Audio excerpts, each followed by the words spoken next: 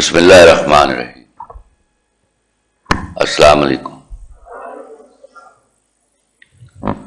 آج میں نے پہلی دفعہ سلمان غنی کو اس قدر غصے میں دیکھا اور اچھا لگا مجھے۔ میں نے سجاد میر صاحب کو بھی غصے میں دیکھا۔ یہ وہ دو لوگ ہیں جن کو سن کر میں اپنے غصے کو کم کرتا ہوں۔ اس کے باوجود میں سجاد میر صاحب سے معذرت کے ساتھ عرض کرتا ہوں کہ میں سر حرامی بچے کو حرامی بچہ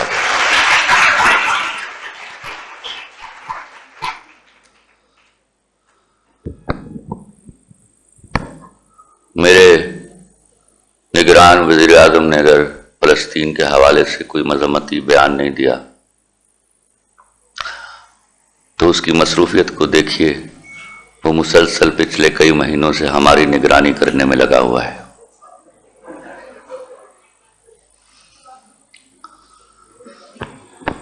آپ نے بڑی خوبصورت بات کرتے کرتے چابک دستی سے ایک لفظ بدلا اور میں تالی بجاتے بجاتے رہ گیا۔ آپ نے کہا اگر ہم عربوں کی حکومتیں نہیں بدل سکتے تو اپنی حکومت کو سمجھائیں۔ کہنا آپ یہ چاہ رہے تھے کہ اگر آپ عربوں کی حکومت نہیں بدل سکتے تو اپنی حکومتیں بدل لیجئے، اور یہی صحیح لفظ ہے۔ میں آپ سے عرض کروں، میں فلسطین کے کرب کے تاریخی حوالوں پہ نہیں جاؤں گا کیونکہ یہ دونوں مجھ سے بڑے آدمی ہیں اور ان کا علم بھی اس حوالے سے بہت زیادہ ہے، لیکن میں آپ لوگوں سے پوچھنا چاہوں گا اور آپ لوگوں کو بتانا چاہوں گا، آپ لوگوں نے کبھی سوچا ہے کہ گنڈا کیسے بنتا ہے؟ گنڈا تب جنم لیتا ہے جب ہم اس سے ڈرنے لگتے ہیں۔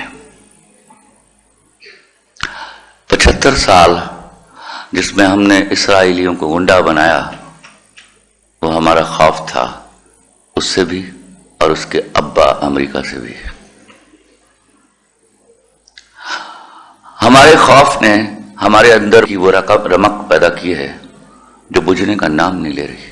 مجھے اور آپ کو جب ان دلاسوں پر رکھا جائے گا کہ اگر خدا نہ خواستہ ہم نے منہ بھر کر امریکہ کے خلاف کوئی بات کر دی تو ہماری امداد روک لی جائے گی، تو جب آپ نے امدادوں پر زندگیاں گزارنی ہیں تو آپ کو نہ احتجاج کا حق ہے، نہ کسی کو دل میں برا کہنے کا حق ہے، نہ آپ کو کوئی برائی ہاتھ سے روکنے کا حق ہے۔ 76 سالوں سے آپ کب تک ایک بھکاری قوم کا روپ دھار کر دنیا کے سامنے کھڑے رہیں گے اور اپنے حقوق کی بات کریں گے؟ بھکاریوں کے کوئی حقوق نہیں ہوتے۔ ہم جو ہیومن رائٹس کی بات کرتے ہیں، کتنی رسپیکٹ دیتے ہیں بھکاریوں کو، ہمیں نہیں معلوم۔ کوئی دوسری تیسری بار مجھ جیسے باتیں کرنے والے کی گاڑی کا شیشہ بھی کھٹکھٹائے تو مجھے غصہ آ جاتا ہے، اور آپ تو مسلسل 76 سالوں سے ان کے شیشہ کھٹکھٹا رہے ہیں۔ آپ نے کبھی نہیں سوچا IMF کیا ہوتا ہے؟ اس میں جو فنڈ کریٹ ہوتا ہے اس میں کیسے منی پول کیا جاتا ہے، پیسہ پول کیا جاتا ہے، اس میں یہودیوں کا حصہ کتنا ہے؟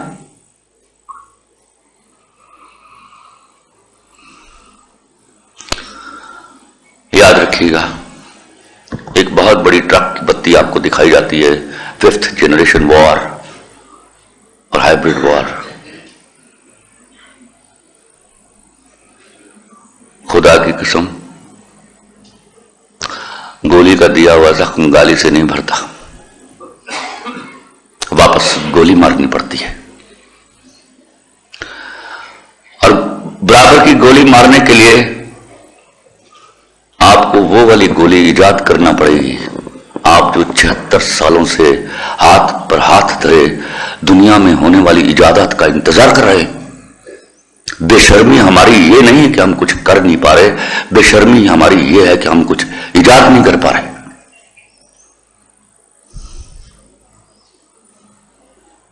ایک بڑی ایجاد آپ کو طاقت کے اس پیڈسٹل پر کھڑا کر دیتی ہے جہاں لوگ آپ کے سامنے احتجاج کریں گے، آپ لوگوں کے سامنے احتجاج نہیں کریں گے، لیکن کیونکہ آپ نے پھر کسی انگریزی سیکھنی ہے، پھر کسی انگریزی پڑھنی ہے، اور آپ آج مجھے بتائیے के सब बैठ के और खड़े होके यहां कि कितनी किताबें हैं जो आप अपने मुसन्निफीन की पढ़ते हैं यहां।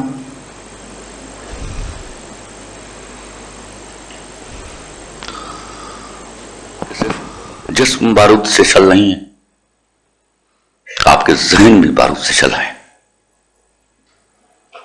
वो एक ज़बानी बारूद है जो आपके दिमागों में घुसा और आपके रगो पे में सरायत कर गया।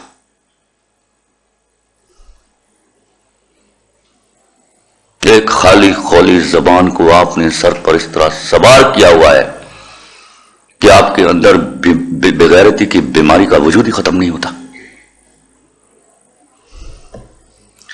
कौन सा आवाज है, कौन से मां बाप है जिन्होंने बच्चा पैदा हुआ हो और जब वो स्कूल भेजा हो तो ये चाहा हो कि वो साइंसदान बनेगा। तो अगर आपने इजाजत के लिए दूसरों का मुंह देखना है तो आप यहां बैठकर सिर्फ सुख की गालियां दे सकते हैं, और इस किस्म की जंग का नाम जिसमें लाशें गिराए जाते हैं, आप उनको कभी हाइब्रिड वॉर कहेंगे और कभी 5th जनरेशन वॉर कहेंगे।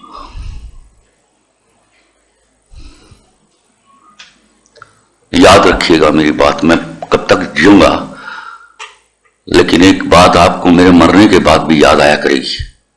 इजाजत नहीं करेंगे तो इसी तरह दुम हिलाते रहेंगे उनके सामने,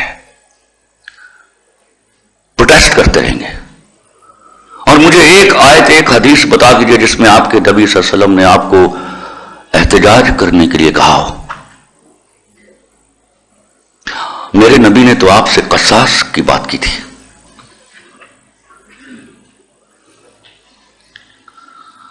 आप मंतक पर आ जाइए।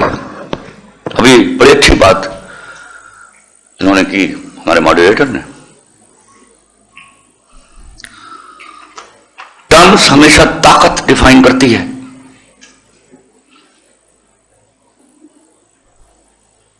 तो आपके लिए, फलस्तीन के लिए, कश्मीर के लिए राह निजात सिवाय ताकत के कुछ नहीं है। वरना आप इसी तरह दवाइयां भरते रहेंगे, आप इसी तरह इमदादों के कैंप भरते रहेंगे और वो वहां पहुंचाते रहेंगे। जख्म हमारे बदनों पर क्यों लगते हैं, शहादतें हमारी क्यों होती हैं? कोई हमारे सामने भी तो आके एहतजाज करे। आप उस लम्हे तक क्यों नहीं पहुंचते?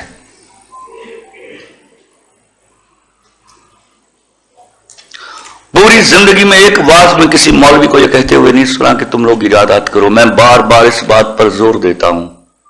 आज वहां बैठे हुए बड़े बड़े, रोज तुम लोग घंटों अपने सेल फोनों की कारकर्दगियों के बारे में बात करते हो। आपसे टेक्नोलॉजी छीन ले तो आप धरे के धरे रह जाते हैं, जैसे कहीं 4-5 हजार साल पहले की दुनिया में हो।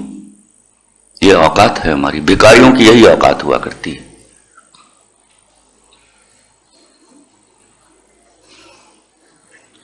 फलस्तीन हमारी छाती पर रिश्ता हुआ वो जख्म है जिसकी दवा मुयस्सर नहीं हमें।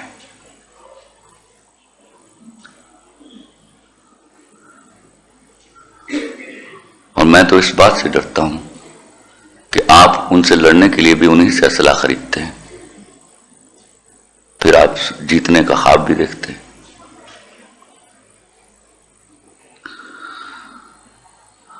आपका मकसद हयात अगर ताकत नहीं होगा तो याद रखिएगा, कमजोरों के लिए इमदादें हुआ करती हैं, भीख हुआ करती है, इंसाफ नहीं हुआ करता।